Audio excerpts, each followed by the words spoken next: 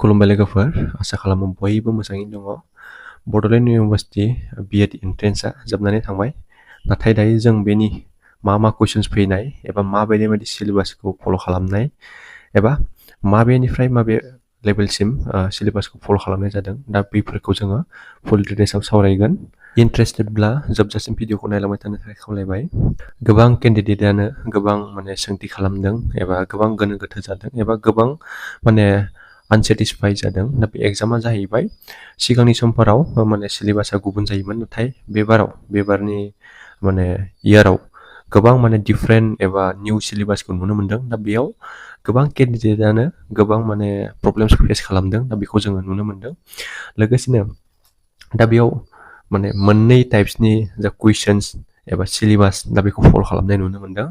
Teaching एप्टिटिउड आरो दा बे पेडाग'जि दा बे मोननै लेभेलनि सिलेबासखौ एबार काभार खालामदों दा बेखौ जों मिथिदों नाथाय सिगांनि समफोराव जों नुयोमोन नाम्बार 1आव जेनेरेल इंलिश 20 मार्क्स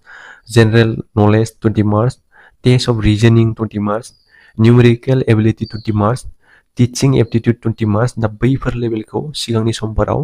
होबोबाय थानायखौ नुनो मोनदोंमोन नाथाय एबारनि इयाराव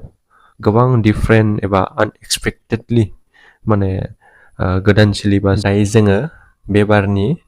कुइसन्स पेपारनि सोमोन्दै सावरायनो सानदों दा बेखौ जोङो गोबां केन्डिडेट्सनिफ्राय कालेक्ट खालामनानै बेखौ कुइसन्सखौ लाबोनाय जादों जायखौ गोबां केन्डिडेटफोरानो बुंदों एबा गोसोआव सानदों एमएडनि कुइसन पेपार आरो B.Ed एग्जामनि कुइसन पेपारफोर बायदि जादों होननानै दा बेखौ गोबां केन्डिडेटआ गोसोआव सानदों आरो बुंसोलायदों दा बेखौ जों साननानै नायोब्ला मोनसे कनसेप्ट बेस एबा मेम'रि टेस्ट लेभेलनि मोनसे कुइसन्सखौ बानायनाय जादों जायखौ जोङो उइदाउट जिके एबा रिजनिं एबा जेनेरेल इंलिश दा बैफोर गैयियाव गोबां फरायसाफोरा मोनसे गावसोरनि दा स्टाडि खालामनाय दा बेखौ स्टाडि खालामनायफोर बायदि सिलेबासा फल' जायाखै दा बेखौ गोबां फरायसाया गोसोआव हार्ड जादों दुखु मोनदों नाम्बार 1आव दङ फादार अफ आइडियेलिज्म दा बे एन्सारा प्लेट'मोन दा बेखौबो कुइसन्स हिसाबै जों मोनदों नाम्बार 2 दङमोन फादार अफ रियेलिज्म दा बेनि एन्सारा जायोमोन एरिस्टटेल दा बेखौबो कुइसन हिसाबै मोनदों नाम्बार 3आव दङ पार्सन्स उइथ डिसेबिलिटि एक्ट दा बेयो 1995आव जादोंमोन दा बेखौबो दङ बेनि उनाव नेक्स्ट 4 नाम्बाराव दङ डिउरेसन अफ माइक्र' टिचिं दा बेयाव 36 मिनिट्स जायोमोन दा बेखौबो कुइसन्स हिसाबै मोनदों 5 नाम्बाराव फादार अफ साइन्टिफिक मेथड दा बेयाव एन्सारा जायो फ्रान्सिस बेकन दा बेखौबो जों मोननाय जादों नेक्स्ट 6 नाम्बाराव दङ ट्रेजेडि अफ कमन दा बेयाव मोनसे कनसेप्टनि मोनसे बेस खालामनाय कुइसन्स दङमोन दा बेनि एन्सारा जाहैबाय अफार इउ शेयार रिसोर्सेस दा बेनि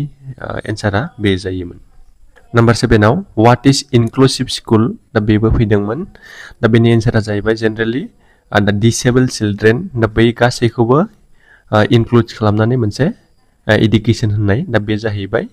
इनक्लुसिभ स्कुलनि मिनिंमोन दा बे जाबाय कनसेप्ट बेस खालामनानै मोनसे कुइसन बानायनाय जादोंमोन नाम्बार 8आव व्हाट इज आइडियेलिज्म दा आइडियेलिज्मनि मिनिं दा बेनि सायाव कनसेप्ट बेस कुइसन खालामनाय जादोंमोन अप्सन्सफोरखौ जोङो होजोबनो हायासै नाथाय बेयाव आइडियेलिज्मनि मिनिङा जाहैबाय स्पिरिट इन आन्डारस्टेन्डिं रियेलिटि एक्सुवेलि रियेलिटिनि सायाव कुइसन खालामनाय जादोंमोन ओमफ्राय जोङो माबे टपिकखौ काभार खालामदों दा बैखौ गोबां केन्डिडेटनिफ्राय कालेक्ट खालामना मोननाय दा बेफोर टपिकआ जाहैबाय गासै मेनलि पेडाग'जि आरो टिचिं एप्टिट्युडनि टपिक्सखौनो काभार खालामदों दा बेयाव स्टेटिस्टिक्सनि खायसे पइन्ट्सफोरखौ काभार खालामदों दा बेखौ नैयाव आं होनानै होदों नायनो हागोन एन'भा F test t test validity reliability analysis mode median बा मिन एबा करेलेसन दा बेफोर पइन्ट्सखौ काभार खालामनाय जादों ससियलजिनिबो गोबां कुइसन्सफोरखौ नुनो मोनदोंमोन दा बे जाबाय social stratification culture Karl Marx Weber दा बैसोरनि पइन्ट्सफोर एबा कुइसन्सफोरखौबो नुनो मोननाय जादों साइक'लजि टपिकखौबो काभार खालामनाय जादों दा बेखौ जोङो कुइसन्सफोरखौ नुनाय जादों रिसार्च दा रिसार्चनि टपिकनि सायावबो गोबां कुइसन्सफोर फैदों दा बेखौ पइन्ट्सफोरखौ आङो होनानै होदों नायनो हागोन गाइडेन्स एन्ड काउन्सिलिंनिबो एडलार मडेल काउन्सिलिं टेकनिक्स दा बैफोरनिबो गोबां कुइसन्सखौ नुनो मोननाय जादों लिडारशिपनिबो खायसे टाइप्स अफ लिडारशिप दा बैफोरनि सायाव एबा गोबां पइन्ट्सनि कुइसन्सफोरबो नुनो मोननाय जादों। फिल'सफिनि सायावबो एक्सपनेन्ट अफ इन रियेलिज्म एबा आइडियेलिज्म दा बैफोरनि कुइसन्सखौ नुनो मोननाय जादों। मेन्टेल हेल्थनि सायावबो गोबां कुइसन्सफोर फैदों। कनसेप्ट किउर PWD एक्ट 1995 दा बैफोरनि कुइसन्सखौबो नुनो मोननाय जादों। दा बेजों लोगोसे नायोब्ला कारिकुलामनिबो डिजाइन अबजेक्टिव्स कम्पिटेन्सि बेस कारिकुलाम मडेल ICF दा बैफोरनि कुइसन्सखौ जोङो गोबाङैनो नुनो मोननाय जादों। दा बेफोरखौ नायनानै जोङो हमनो हायोदि पेडागजि आरो टिचिं एप्टिटिउडनिल' कुइसन्सफोरा एबा सिलेबासा कभार खालामनाय जादों। दा बेफोरबायदि कुइसन्सखौ नुनानै गोबां केन्डिडेट्सफोरानो गोबां गोसोआव माने गोनो गोथो एबा कुइसन्स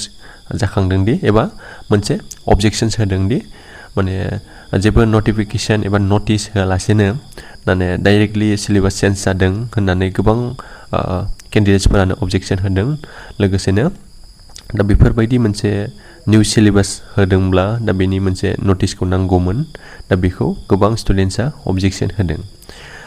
सिगांफोर जुदि माने जिके थायोमोन लोगोसे रिजनिं थायोमोन जेनेरेल इंलिश थायोमोन। दा बैफोर टपिकखौ गारनानै बोरै माने गोदान सिलेबास होखो एग्जामाव दा बेखौ लानानै गोबां केन्डिडेटफोरा अबजेक्सन होनायखौ जोङो नुनो मोननाय जादों। दा नोंथांमोनाबो जुदि माबाफोर गोनो गोथो दङब्ला एबा नोंथांमोना गोसोआव मा सानो अननानै कमेन्ट्स खालामनो हागोन। दा बैफोर कुइसन्सनि सायाव नोंथांमोना सेटिसफाइ नंगौना नङा दा बेखौ कमेन्ट्स खालामनो दाबाव। गोजोन्थों।